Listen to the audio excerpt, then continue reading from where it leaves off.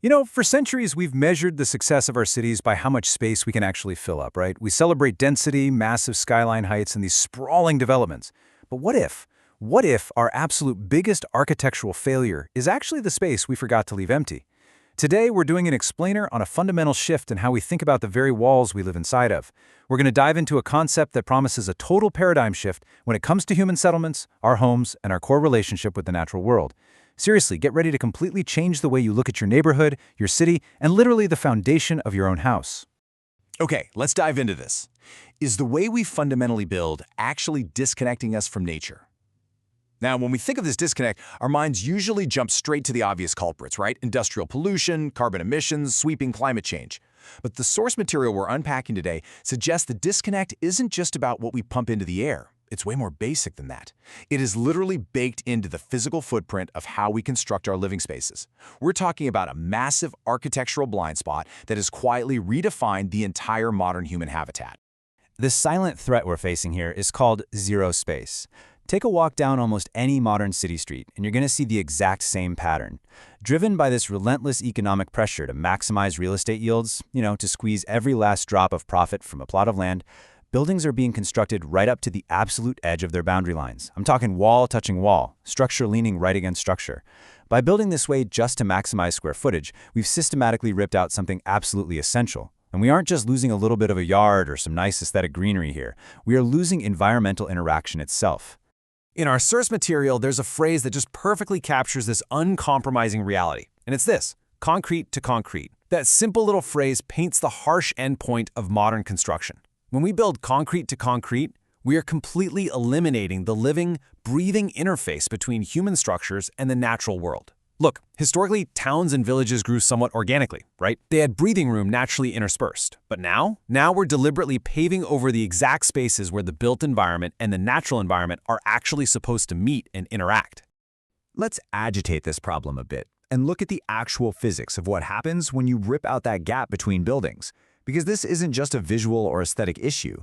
When structural thermal mass retains heat and there's no cooling draft to sweep that heat away, it has absolutely no escape route. That directly fuels these severe urban heat island effects we're seeing today. On top of that, moisture has no exit, which leads straight to nightmares like efflorescence, persistent dampness, and structural mold decay. The fluid dynamics of the whole area are ruined. Air literally stops moving, creating these stagnant, unhealthy microclimates. Natural sunlight gets entirely blocked out from lower levels, and no joke, even sound becomes trapped, with acoustic reverberation just bouncing endlessly between parallel zero-space walls. So slowly and silently, the structure becomes totally isolated from the environment it's sitting in. So we really have to ask ourselves, is that a home or just a sealed container?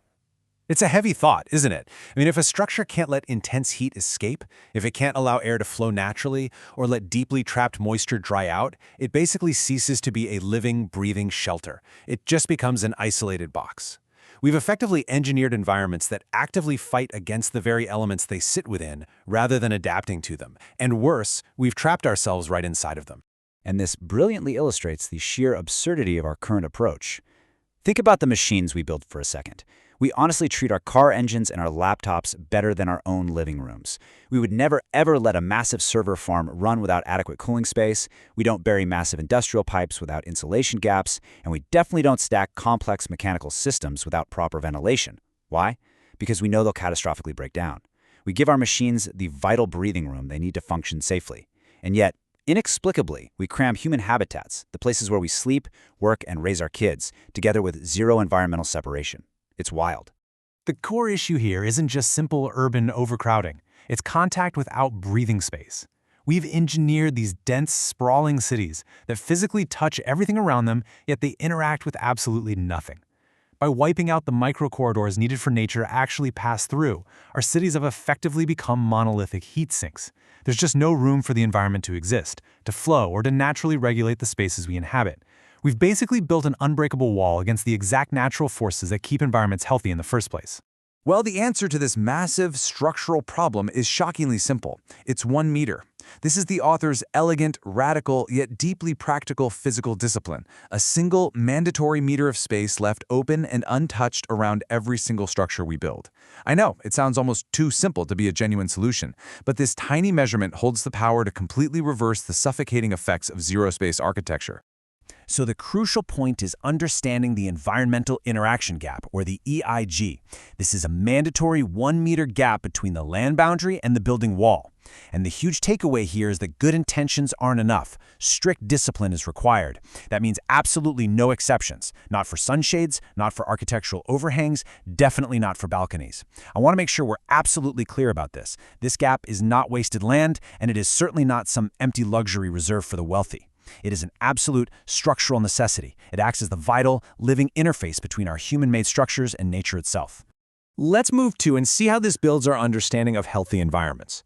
Because when we actually enforce this single meter, we instantly restore 5 vital natural exchanges.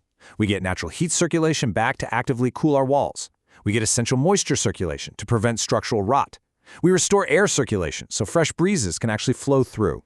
We get sunlight entry to naturally illuminate lower spaces. And we get natural sound movement rather than that trapped amplifying noise. This 1-meter rule isn't just a fun design preference or a passing architectural fad. This is environmental physics applied directly at a human scale. You know what the most beautiful part of this solution is? It's not technological. It's purely a matter of physical discipline. Think about it. We spend billions of dollars every single year globally on cutting-edge, high-tech green solutions.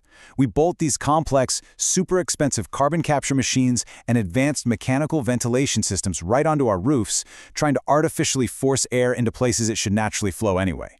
But to fix our sealed container homes, we don't necessarily need more complex technology.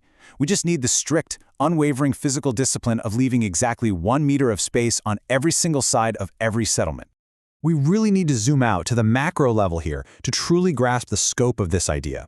What the EIG is not is just an urban policy meant only for crowded downtowns, or just a rural policy meant for the countryside. What it is a fundamental human settlement policy. Why is that distinction so incredibly important? Because the natural forces we've been talking about, the thermodynamics of heat, the buildup of moisture, the fluid dynamics of flowing air, they do not respect city limits. They don't pause to check local zoning laws or village boundaries before they act. They affect all human structures universally. And that is exactly why this physical discipline has to apply absolutely everywhere we build. Our source material sums this up with really striking, almost poetic philosophy. Just 1 meter of honesty between structure and nature. True participation in the environment doesn't mean we all need to suddenly abandon our cities and go live off-grid on acres of untouched wilderness.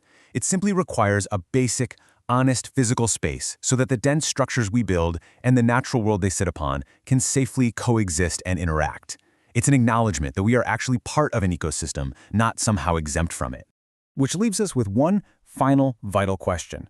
Is your home a participant in its environment, or is it just a sealed container?